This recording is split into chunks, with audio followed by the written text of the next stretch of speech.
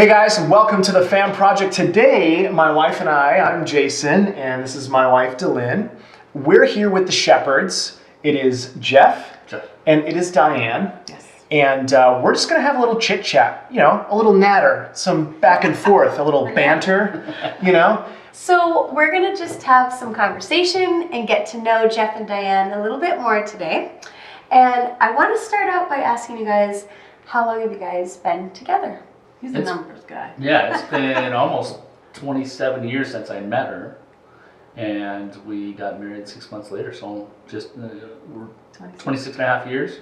Wow. We have 4 kids, 4 a kids. little bit of a gap. So are you high school sweethearts? No. Okay. We were at college. Okay, where right we on. met, and she came into town, and I already knew her sister, and I was looking forward to getting to know her. The first time we met, I did not like him at all. I thought he was Well, not obnoxious. at all what I ever would have married. So it's funny that we've been now married 26 years, but I didn't like him at all in the beginning. Oh, that's And it really only funny. took 6 months to convince you? Yeah. Wow. Yeah. You So, have He some did good. talking to He do. did good. I made so quick changes. yeah. So what romantic tips could you give us that you convinced a woman who wanted nothing to do with you to 6 months being like, this is my man? Persistence. Persistence is it. But there was one thing he did that really changed it. One thing. Want me to tell that? Do you know what it is? I know what it is. Okay. It was my birthday, and I was working at a restaurant. I was a waitress, and he rode his bike. He didn't have a car at the time. He rode his bike. How many miles was it? About 13. 13 miles to bring me a dozen red roses. Wow. And so he dropped them Turned off around, and then took off. turned around 13 more miles. I think it was raining outside. And I remember standing there holding these roses because I didn't even see him. He gave them to somebody to give to me, and I'm like, what? Well, okay, maybe I do like him. Like, if he was that much into taking care of the person he really liked, what would he do if, you were married to them? I can. Yeah, so hold on. I'm going to get my phone because I'm going to take some notes because I got to write some of this stuff down. Like, that is the good stuff, man. Like, I need a notepad. 13 miles. That says a lot. I mean, Yeah, that really says a lot. does. Holy That's cool. buckets. That's so good. Persistence. So good. So tell us a little more about your kids. What are their ages? Yeah. So our oldest is 24. I tell you, he's the numbers guy. And every time I say a wrong number, he'll correct me. 24, Not today. 21, 15, she'll be 16 next week, yeah. and then 10-year-old. So how many kids was that? I lost track. I think.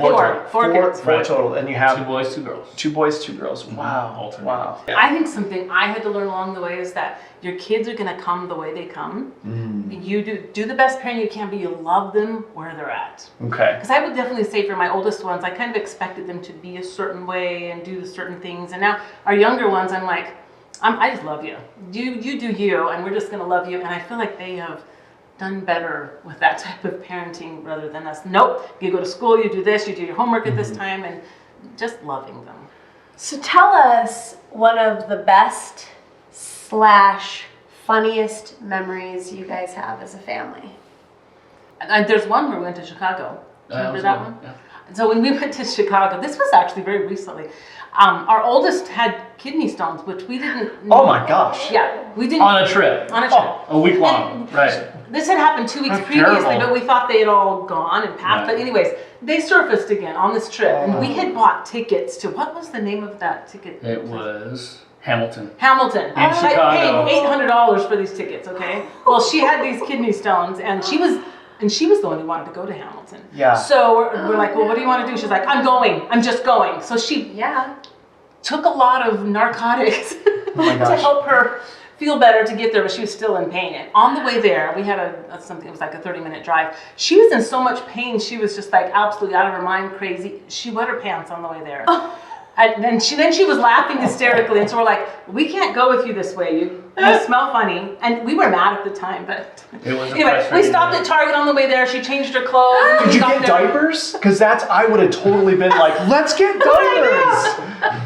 But we were like, we missed almost the entire thing. We got there halfway. Halfway Oh, through. Halfway Before through. it ended, and she was delirious the entire time, and we were all just kind of like, this is ridiculous. But when it was over with, Oh, it was definitely something we were wow. laughing hysterically, like, Oh, man. McKenna's 23 years old and she wet her pants, and like, it was just, and we were so late and we paid so much money for these tickets. But we now look back and go, that was actually a really good experience for us all to go through and realize these devastating, not so fun times. That life isn't always We what you can expect. laugh Right? at it. So, kind of, I mean- to the thing that she was talking about before. Yeah, it's totally unpredictable. Right. If there's anybody that is associated with Hamilton that can get these folks some tickets with their family, because please. their 23-year-old wet their pants because of a terrible situation, And we still win.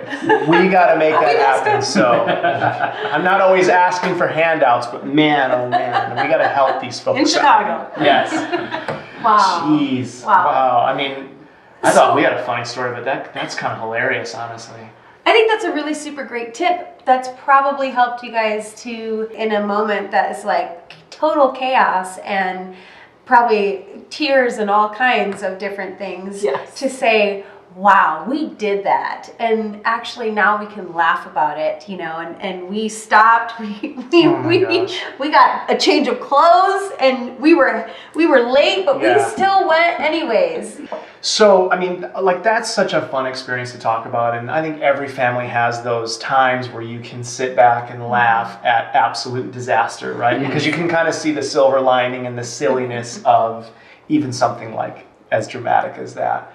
But what about the not so perfect side of family? Because families experience happiness and joy and like dysfunction and can chuckle about it, but then there's also the other side that's a very serious side, right? Like kind of the darker side of the coin.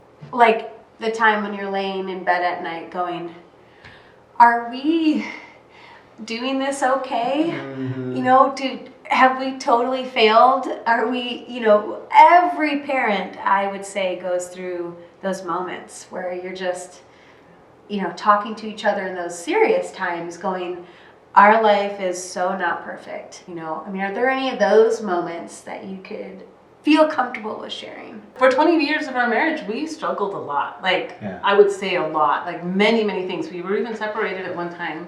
And we had just a lot of struggles that we went through personally between each other. And it wasn't until we realized that, and I can say on my side, I did not understand my husband at all. And we found out that he had, I don't know, what would you call it?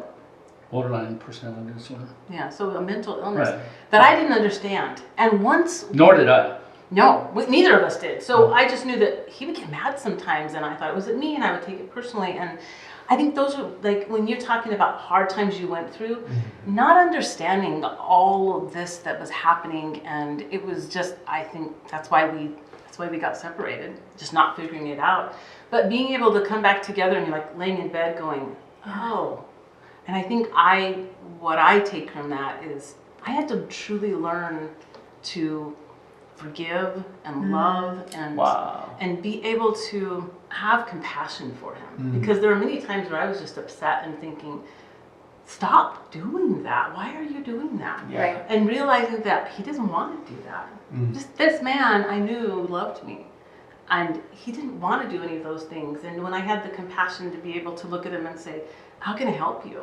Yeah. Like, what can I do to just love you? And that's when things changed. And I realized there's a big part that two people play in every marriage, no matter what's going on. And Wow, what a big breakthrough that would obviously be for not only just like the both of you as a couple, but you personally, because it's such a freeing place when you can come from a place of forgiveness and understanding and Empathy. compassion and empathy. You're able to walk alongside of and within that circumstance with so much more clarity, because you're not mentally fogged with, I'm taking it personal, I'm upset because he's upset.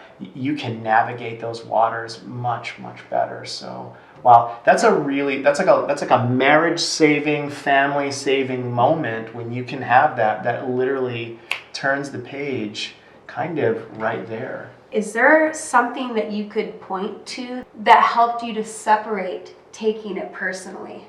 Right? I think that's a difficult thing to accomplish in a marriage or even in a family is how do you think you were able to separate that and look and give empathy and compassion and not take it personal? I think that's a great question, because originally I would say he is the mental illness. That's what I would say. He's this, he's mean, he yells at me, he's whatever.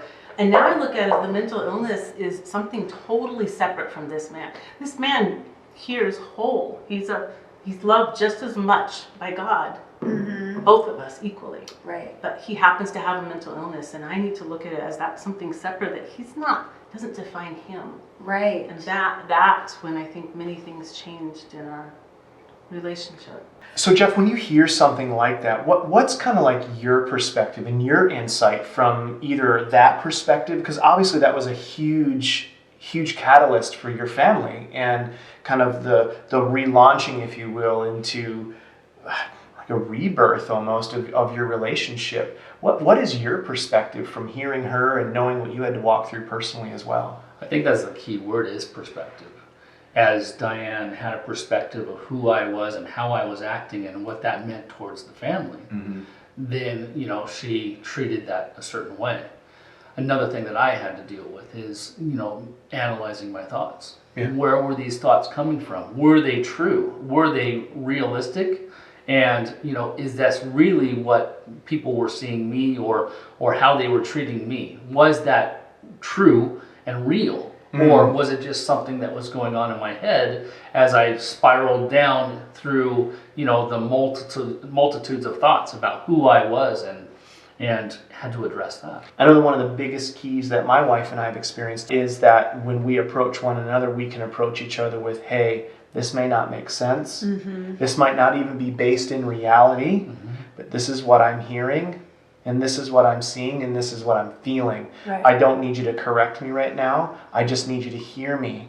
And I don't need you to defend anything. I just have to get out of my mouth what's in my mind and on my chest. It might be the dumbest thing in the world, right? Like you might scratch your head going, what, are you insane? That's what you were thinking? But that has been such a powerful piece in being able to resolve conflict and work through conflict. Yeah. And I think on both sides, you know, me not judging her for her reactions and her not judging me for what I was doing or not doing, and, you know, just letting that go. So talk to me a little bit about some of those consequences that you touched on, how the older two kind of really took the brunt of your guys' learning curve. Yeah. How do you think that affected them as they grew up and affected them and your relationship kind of as a family dynamic there? Well, we do have a daughter who's currently in a facility for addiction.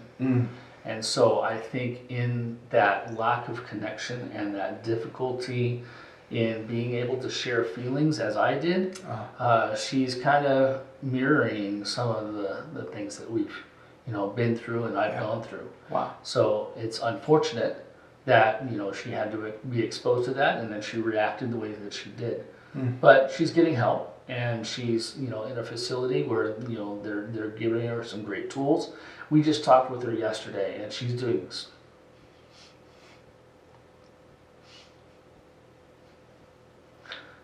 so much better. Oh man, that's fantastic. So it's good to see that she's overcoming as well. Yeah.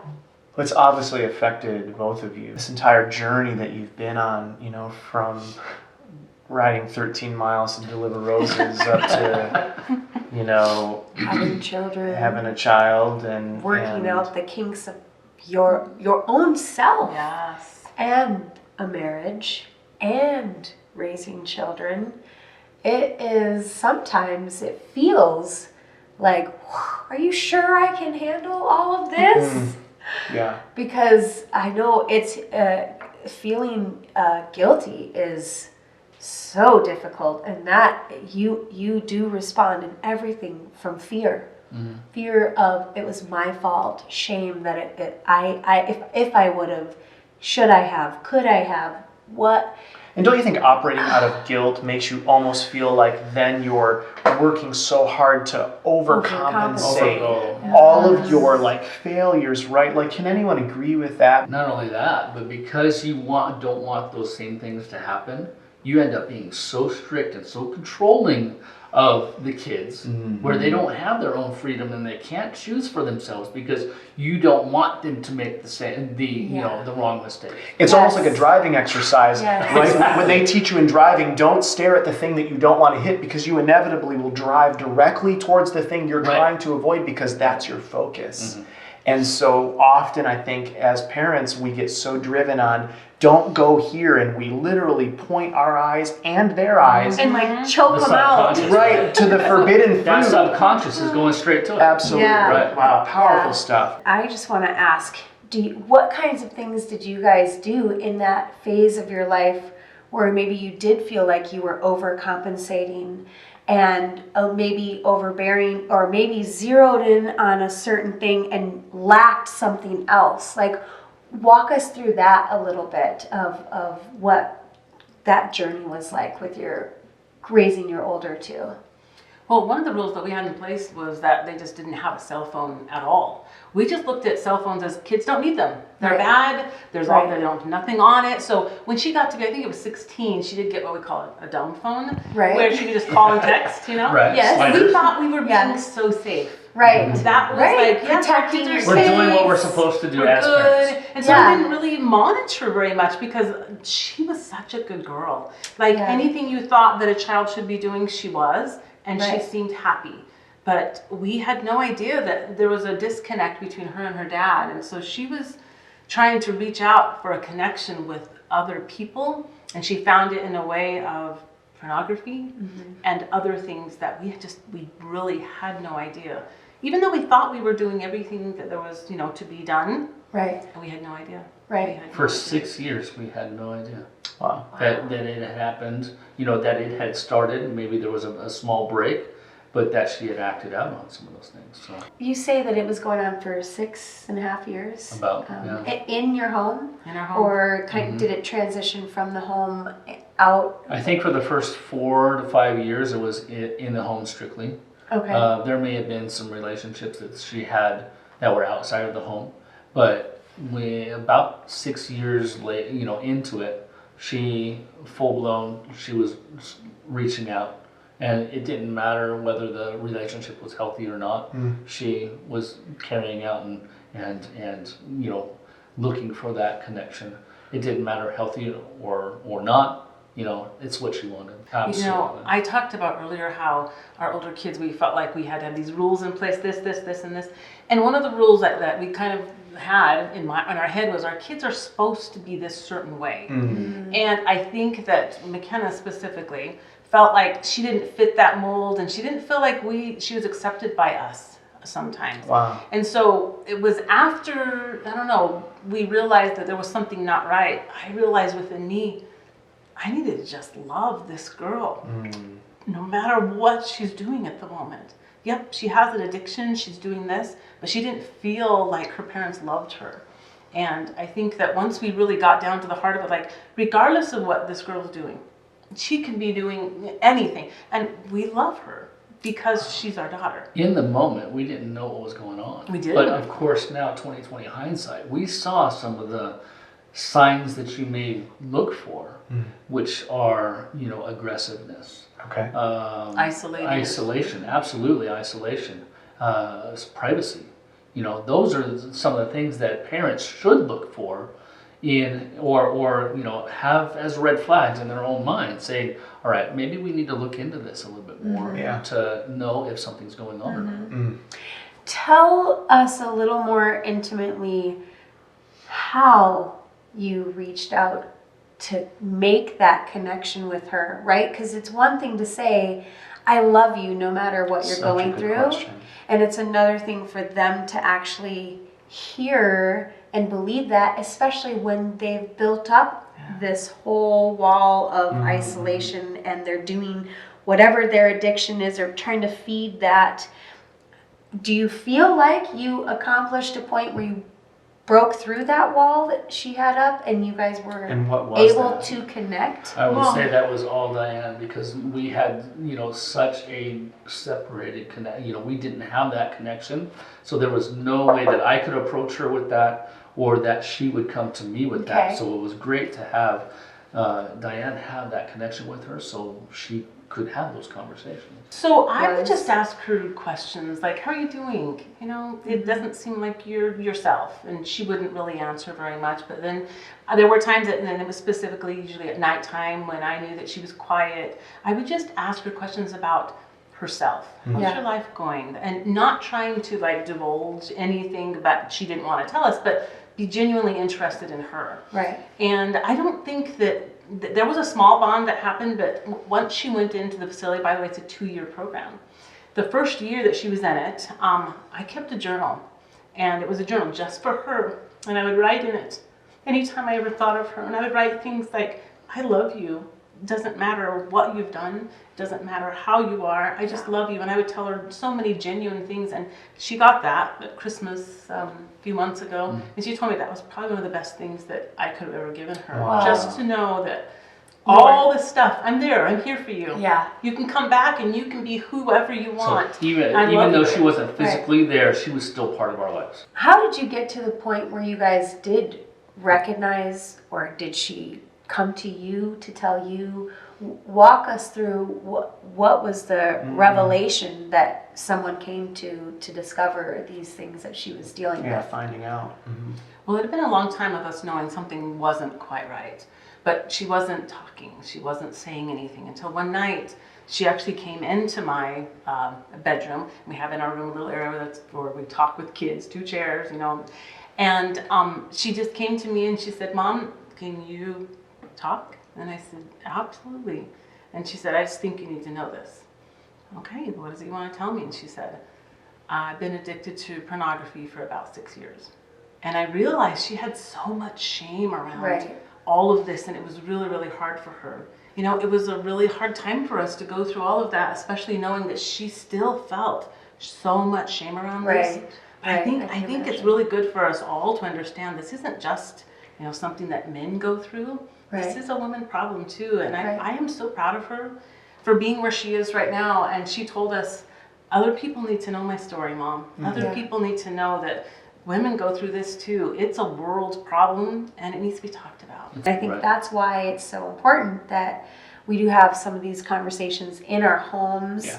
At an appropriate age, Yeah. and start to discuss these things, you know, with our young boys and girls, to just let them know it's there and how to deal with it and talk about it, and so that it doesn't take 6 years Right. for them to come to you. We as parents, what we think is appropriate, Right. we usually need to knock a couple of years off of that Yeah. because they're already being exposed so Yeah. early. So young. Yeah. Yeah. We parent our younger children now so different.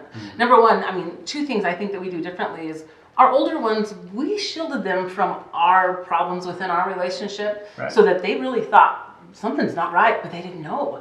We now say, look, Mom and Dad, we fight.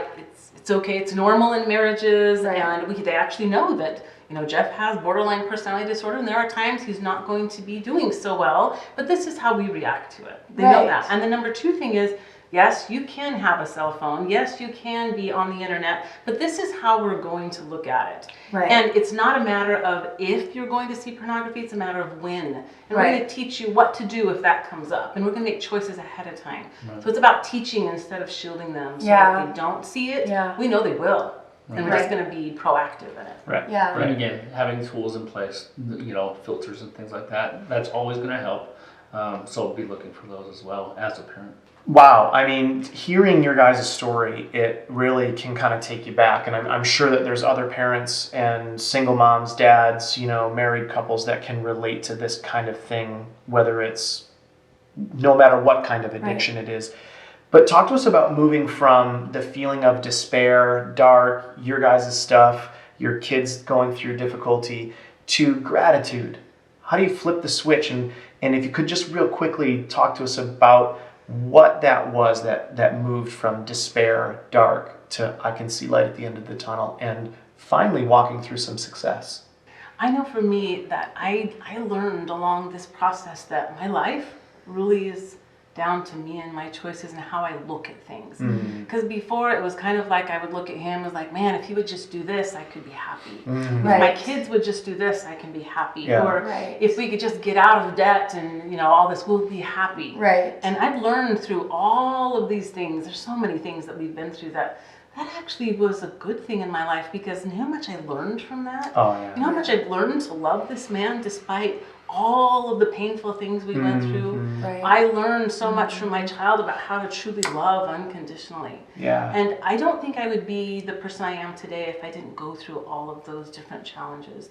And so I'm very grateful for them. And I can actually look back and, we were talking the other day about, would we change anything in our life? I don't think I would. Wow. Because if I did, I wouldn't be who I am today. Right. Oh man, I can hear that. Shout it so out loud, right? grateful, Like yeah. just scream that from the rooftops. I totally understand that. It's like destination disease. If I could just be here, I would be okay. If I could just have this job, if I could just live here, if I could have that car, if I could, and you could name a million things. Right. But all of that is empty. It's the journey. It's the thing that gets you from where it is you are today to where you're going to go, and learning all of those things along the way. I think that's really powerful. I mean, you took the question right out of our mouths as far as like, would you do anything different? And obviously the answer is no, because of what you've both learned going through all of the experiences that you've gone through. Yeah. Our emotions teach us Yeah. things and help us to understand Yes. who it is that we are, and it teaches us about the situations that we're in. He had a wall up. When he let that wall down and let me in, there was a big shift. And I could see that he all of a sudden realized he thought he was unlovable. And I think he realized I am lovable. And there's many things about me, even though I'm not perfect, it's okay. And that wall came down, and all of a sudden there was this different man behind that wall. It's vulnerability, right? Yeah. Allowing yourself to be open and to explore what it is that is going on, and share that with someone else so they can help you through that too. Yeah, that's awesome, because being vulnerable, man, that is like the scariest place in the world. But then once you can trust Yeah. that your vulnerability is safe in her arms, man, that is like lights out, life A whole changing. new world. I will not be singing. So life can be totally unpredictable, as we are all Yep. experiencing over the last few months. Sometimes certain triggers or certain things will happen out of our control that cause us to trip up or stumble or go backwards. And I'm sure you guys have experienced this in your marriage and in your life. I know we have. Tell us a little bit about, maybe be a little vulnerable and share, if you will, a time that may have happened. We all go, like you say, we all have these triggers, and so we may not recognize that slippery slope where we start to slide back, because the things might be so small and so gradual. But there was an instance about 6 years ago where we were hit in the face with an issue. And there was a situation at our house where I had run over my son with my truck. And so I had already been going through all this shame, this guilt with the older kids and things like that. So when this accident happened, it hit me hard. Wow, yeah. And just so you know, he was not expected to live that night. Right. And this was, it was a very traumatic experience. He was in intensive care unit for a long time. Right. But, he came through it. But that doesn't mean the situation ended. Right. He was in better health. He was recovering. And, recovered well within 2.5 weeks. Wow. So certainly not what anybody expected. So yes, he is our miracle boy. Wow. But the does that toll on mean you was does that way mean different. that I wasn't gravely affected? I was. And so for That had to have just six- fracture any confidence that you had built. absolutely. Any forward motion and Wow. momentum Right. was just. Yeah. Exactly. How did you pull out of something so traumatic like that? Well, I had to take myself out of regular everyday situations. Yeah. I needed to leave. Yeah. I needed to be on my own, where I could process my thoughts, where I can see who I was. I delved into the scriptures heavily. I talked with people, shared my thoughts, shared my feelings about the whole situation and who I was as a person. So it really took being with other people, but out of my regular everyday everyday responsibilities. So it gave me that time and that freedom. Yes. Coming back to what happens on a daily basis, right? Taking a moment, meditation is huge. Yeah. Meditation and clearing our mind. You know, we talked about, you know, the ongoing negative thoughts that can spiral us down and make us feel like we're not worthy or we're worthless. Right. So, you know, that meditation, prayer, scripture study, service, you know, serving other people and getting outside of yourself. Finding purpose, really. Exactly. Because out of servanthood, you find purpose. And when you find that purpose, you in turn kind of get that fulfillment. So you start working through, and it's like a step-by-step process. You can't just show up and start serving and everything's fixed. You just begin that process of communicating with people, sharing your struggles, serving one another, serving your family. Right. I have to say, not only is your son a miracle, you are a miracle. For that sure. you did what you needed to do for your son, for yourself, for your wife, for your marriage, and for your family by stepping back and digging in. Because in a traumatic situation like that, how easy would it be to not take a couple steps backwards, but just completely crumble under something like that? Oh, most definitely. So it's a miracle that you're still here and didn't crumble underneath of that. It's a miracle that you loved him and gave him your full love and support. I'm sure it was a lot of working mechanisms going on, but your marriage is a miracle as well. So many. Have you ever moving considered parts. something that is beyond just what's at this dining room table and, you know... I do think that there's a lot that we've been through that I know most people have not been through and did not survive. Oh, man. And yet we went through Right. that. And so I keep thinking we Right. have to share our story. And for Right. a long time, Right. we didn't share our story. Yeah. We kept very, very quiet, and we didn't want other people to think we were imperfect. Right. No, we're the perfect family. We're happy. Right. We're great. But it was when we started actually sharing that, because I have a Facebook page where I share a little bit of that, that people actually came out of the woodworks Oh, and they man, would message right? me and say, "Oh my gosh, Diane, I go through that too. I can't do it." Huge. Yeah. That's a fatal flaw, right? I think like we as couples and people just like, if there's something going wrong, it's like, well, we can't tell anybody Right. about that, right? Facebook is all of our greatest memories. Right? Like, hold up, we gotta get that. Perfect. But that's really the truth of it. You know, it takes a village not just to raise like a child, but it takes a village to, I think, secure a family and let them know that they're whole and that if you are broken or fractured, that we're here to support and help you. Right. And finding Right. that right community, right, is critical. I could talk to you for hours. Yeah. I mean, I think of so many more things to just chat about with just you, or just you, or what you did as a couple, or other things you Yeah. did with your kids. I could literally talk to you for hours. But I do have a question. Okay, I do too. But Yeah. you go first. I wanted to know. I want to know, Jeff. Do you know what your name actually stands for? I think I knew at some point, but I don't currently know. Just existing for fun. Jeff. There we go. Just existing for fun. Oh my gosh, that is perfect. I gotta get back to that. I gotta get back to that. 100%. That's your name stands for just existing for fun. Oh, there you go. Just remember So what's that. mine? Do not do anything fun ever, and you have to stick to the list. There you go. And yet we're still married. Oh my goodness. Oh wow. All right, so one last question. I'm going to spring this on you guys. What does family mean to you? What does it mean? Family. You want to go first? Sure. The first two things that came to mind was love and support. Genuine love for each other, where you're there thick and thin, and to support and lift one another. Wow.